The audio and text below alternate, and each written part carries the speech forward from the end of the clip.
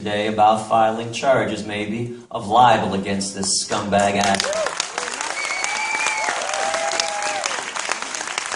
First of all, this liar claimed that I punched him. If I would have punched him, his face would be broken right now, I can guarantee you that. What happened was we got into a heated discussion. We got face to face. You know how guys can get with all that macho testosterone bullshit flowing through our veins. He said some shit about me being Hitler, which is outrageous because I try to help and save beings, not kill them like Hitler did and like he's doing. So he balled up his fist, looked like he was going to hit me. And I said, go ahead, hit me. And he was just shaking. He wanted to hit me, so I pushed him away from me in self-defense. And maybe I should have walked away. Yeah, I guess that would have been the Gandhi-esque thing to do. But I want people to know I am not Gandhi, and I don't purport to be Gandhi. I am not Dr. Martin Luther King either. I pushed him in self-defense because he was going to punch me. And by the way, this incident, in my eyes, which is why you didn't see me on the news yesterday, is a non-incident. Who cares if two guys have a heated discussion and somebody pushes somebody?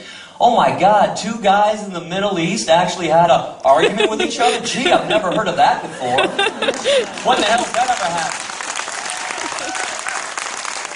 And this baby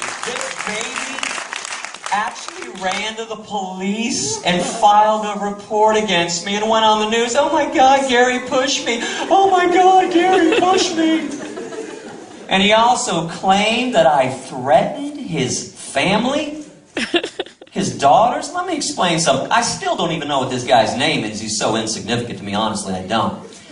He was so disgusting and ugly to me, I can't believe any woman on this planet actually fucked him and produced offspring.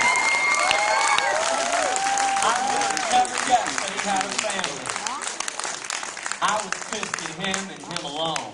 And as you heard during my speech, I respect two groups of beings on this planet the most. Animals and children. I would never violate, threaten, or harm either. I teach children. That's what I do for the last 11 years. I've given more than 2,400 lectures in 30 states throughout America.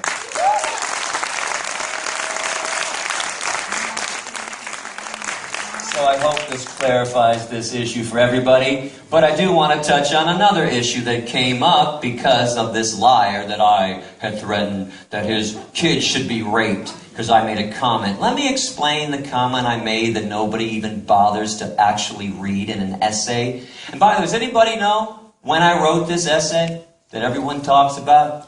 Not one person. 1997. Are you serious? Let me tell you something. You guys want to go back in time, too? When I was 14 years old, I once got mad at my sister. I ran in her room and I threw everything off her counter. Off the dresser. Yeah, when I was 12 years old, I once got into a fight with Joel Phelps down the street, this kid, and I took his ice cream cone and I threw it on the ground. And when I was 8 years old, I got really mad at my mom and dad and said, I hate you guys. I really hate you. Who cares what I said 16 years ago? But let me explain what I said. I said, sometimes I think the only way to destroy speciesism is for each uncaring human to live the life of an enslaved animal. To live the life of a monkey in a laboratory, of an elephant in the circus, of a cow on a feedlot. And deep down, I wish and hope that oppression returns to every uncaring human. And then I said, by the way, I made a long list of things that I wish for, and just so you know, my wishes aren't worse than the actual violence that humans, meat, dairy, and egg eaters, and fur wearers, and leather wearers, and vivisectionists actually commit against innocent beings. It's just a wish of mine. I said, I hope when fathers take their sons hunting, that fathers accidentally shoot their sons. I hope that rodeo cowboys get trampled to death by some bulls. I hope women in fur coats get raped and they're scarred forever. Then I said, I hope that men in fur coats get raped so badly they become disemboweled. Notice how nobody cares about the men that I said that I wish that they got raped. It's only the women. Then I said, I hope animal researchers catch diseases. And there's no cures because they're wasting time fucking around with mice and rats in a laboratory instead of searching for true cures to our diseases using human-based scientific research. Okay, it was a wish of mine, and let me clarify my wishes. I also wish that Nazis get raped. I wish that child molesters get raped. Shit, I hope rapists get raped. I do. And let me explain who's getting raped. I talked about this during the speech. All the cows are getting raped. Pigs are getting raped too. All the animals get raped in the meat, dairy, and egg industries. You guys don't think that cows and bulls get to go hide behind a barn and have some sex, do you? Okay, we rape all the female animals. And in the fur industry, 2 animals are raped. Foxes. Standard method of death on this planet for killing a fox. Take a long steel rod, lift up his tail, and shove it in his anus and electrocute him from the inside out. You could punch that up online anytime you want if you want to watch a fox getting anally electrocuted. Chinchillas are vaginally electrocuted. You shove it inside their vagina and electrocute them.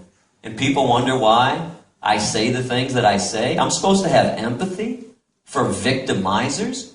I'm sorry, I want to explain this too. I only have empathy for victims. That is it. The world has too many victims.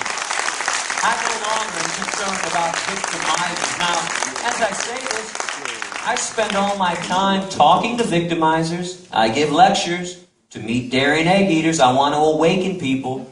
But don't ask me to have empathy for somebody who tortures and murders my family members. That would be as evil and as stupid as asking a Holocaust survivor